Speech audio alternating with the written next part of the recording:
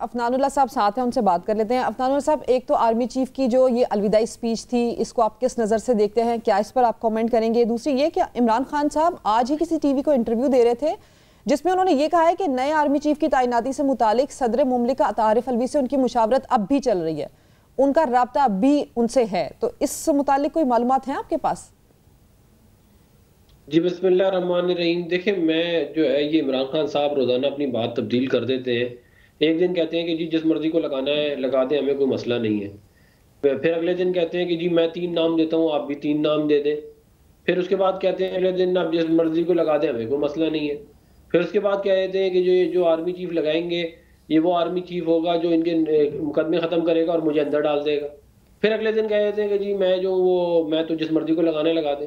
आज फिर इन्होंने ये कारनामा अंजाम दे दिया। मैं बस क्या, ये रोजाना बैक एंड फोर्थ ही चल रहा है मामला। भाई सदर मुमलिकत का समरी के ऊपर कोई एडवाइस किसी से ना तो उनको लेनी चाहिए, अगर वो ले भी रहे हैं अच्छा। मिसाल के तौर पे सदर जो है वो तो मतलब कि कुछ नहीं कर सकते ना, वो तो प्राइम मिनिस्टर की एडवाइस बाइंडिंग है। जिस वक्त प्राइम मिनिस्टर ऑर्डर कर देगा तो आर्मी चीफ और ज्वाइंट चीफ जो है वो लग जाएंगे। उसको जो है अब उसमें से एक तमाशा इनको करने के लिए एक चीज मिल गई है, तो ये उसके ऊपर अब जो है वो तमाशा लगाएंगे। जहां तक जो बात रह गई आज की स्पीच की, देखें बात यह है कि अपनी गलतियां मानना जो है वो अच्छी बात होती है, और जो 2018 में जो कुछ हुआ उसकी उसकी गलती तस्लीम करना जो है वो मेरा ख्याल है एक अच्छी बात है। लेकिन मसला ये है कि हम पिछले 75 साल से अपने हम सर्कल्स में घूम रहे हैं। हम 4 कदम आगे और 10 कदम पीछे जा रहे हैं। तो ये जो है मेरा ये ख्याल है कि जो अपनी गलतियां हैं वो उनको तस्लीम ना सिर्फ किया जाए, बल्कि वो आगे आने वाली जो जनरेशन है उनको भी बताया जाए कि भाई ये तजुर्बे हम पहले कर चुके हैं, नाकाम हुए हैं, और इनको आइंदा ना सही। दोहराया जाए।